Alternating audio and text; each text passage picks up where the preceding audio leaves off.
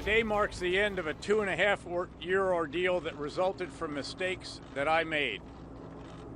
As I did in the past, I apologize to those closest to me and to many others, including those with whom I was privileged to serve in government and in the military over the years. Former military commander and CIA Director David Petraeus willingly gave classified information to his biographer, who also happened to be his mistress. Meantime, 8 people pled guilty on bribery and corruption charges for selling classified ship schedules for money and prostitutes. The former was given a $100,000 fine and 2 years probation. The latter could face up to 5 years in prison. So who or what is to blame for the apparent lack of scruples in the United States military? Our guest is a professor of professional military ethics at the U.S. Naval War College, as well as the co-editor of the Journal of Military Ethics. Now, it's important that we note that the opinions expressed here are his own and do not reflect the views or opinions of the U.S. Navy. Let's welcome to the Hardline, Dr. Martin Cook. Dr. Cook, thank you for being here today. My pleasure. Thank you. With regard to what happened in the General Petraeus case, in your opinion, how bad is the damage to the belief that our leaders must be above reproach at all times? I think it's pretty bad, especially someone who is as lionized as Dave Petraeus was. I think that's a real blow to the service because he was certainly the most respected Army officer of his generation. How does that then filter down to basically, if you go from the top line generals to the guy or the gal who's just now getting into the military? It says something to them, doesn't it? It does. I mean, there's a perception that's pretty widespread that senior people get away with a lot lighter punishments than very junior people who make similar mistakes. There was an Army colonel who published a piece named Yingling a couple of years ago and said, a soldier who loses his rifle gets in more trouble than a general who loses a war.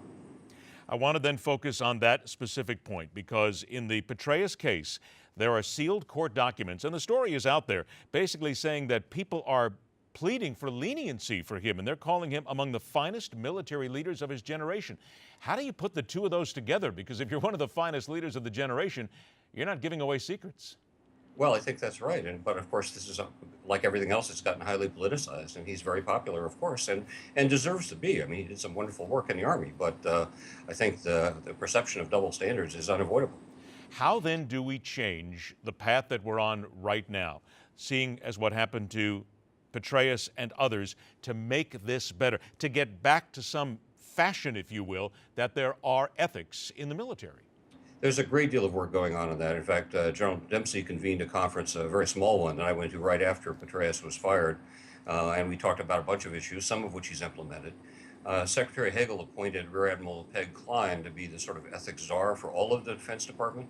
And so each of the services is on a video teleconference with her in the Pentagon about once a month. I'm in the room because we represent the Navy at those meetings. And we're all trying to figure out both best practices and how to reform things. I think in the sense of Petraeus and people like that, one of the things that we've looked hard at is the sense of privilege and entitlement that pertains to especially the regional combatant commanders who are really almost without any peer supervision in the field. And I think General Dempsey's done some things to try to correct that, sending out inspection teams and so forth to see how they're doing. Also in the Navy, we've spent a lot of work on this lately. We've signed out a new Navy leader development strategy that CNO signed out last January. And we're working very extensively. Admiral Carter, who was the president here, who's now the superintendent of the Naval Academy, wrote a very fine paper called Ethics in the Navy that has made it around to all of the other services. So a great deal of attention is being given to this. And I think the thing we need to think about is we tend to talk in the military mostly in terms of personal character. But what becomes clear is that a lot of these failures are not personal character as much as they are situational factors. I mean, you can't explain the whole Fat Leonard thing without realizing there's a whole culture of corruption in the Pacific Command. It's not one or two bad individuals. And I want to get to that specifically. You bring up Fat Leonard. That's a defense contractor, Leonard Glenn Francis, who is called Fat Leonard, accused of bribing high-ranking U.S. naval officers to steer millions of dollars of contract services to his company, which is something that I think we all know has been going on for a long time. But the scope of this is incredible, and a lieutenant commander pleaded guilty to 1 count of conspiracy to commit bribery. 1 count, though. And this is a case that, as you look at it here, Doctor, seems as if we haven't even scratched the surface on this Fat Leonard case yet. No, we haven't. I mean, there are a lot of investigations ongoing. And you may not know that people are sort of stuck in the job they're in while they're under investigation. So it's kind of clogged up the entire Navy system in terms of moving people around to new jobs. And it's going to be a while before all the shoes fall on this. But, you know, the question of how it arose and how it was sustained for many years, Lord knows how many years. But I work for a retired admiral who tells me that he was well aware of it when he was out there 10 years ago. So this has been a long-standing problem. Can I just guess that one of your biggest fears is that whatever investigations are held, whatever ethics cases are looked at, that they simply won't go deep enough and that we will once again just see a surface skim here and a lot of these people are going to get away with it? Well, I don't think a lot of people are going to get away with it on Fat Leonard. I really don't. I think that's going to be Other cases, though, because undoubtedly there are other cases out there. Well, there have been a whole bunch of them in all of the services just recently, and at a minimum, people retire at reduced rank, which is kind of the minimum punishment, I think.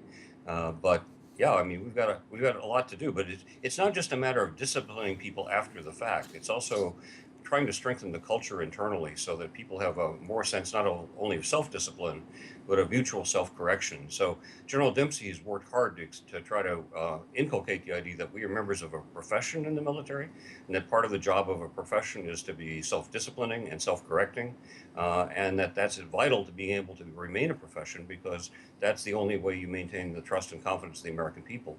And that's seriously eroded every time one of these senior officer failures occurs. And let's face it, military discipline is what you need. That makes for a good fighting force and gives the American people the confidence they need in that military as well. Big word there. Dr. Martin Cook, thank you so much for joining us. I hope we talk again. Thank you. All right, take care. The nuclear deal that could send billions of your tax dollars to terror groups bent on destroying America. Your money in their hands. We'll talk about that and more when The Hard Line continues.